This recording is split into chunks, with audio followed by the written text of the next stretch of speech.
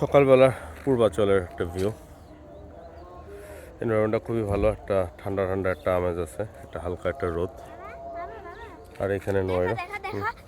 আমি গাড়ির অনেক কিছু পেয়ে গেলাম। আচ্ছা আচ্ছা, তুমি নয়রা গাড়ি চালানো শিখতেছে, অনেক কৌতূহল।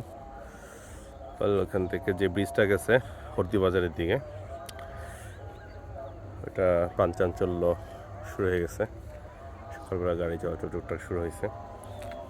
এমনি লোকালয় কম এই জায়গাটা, একটা দুইটা ফ্যামিলি হয়তো থাকে, কিন্তু এনভায়রনমেন্টটা মাইন্ড ব্লোয়িং।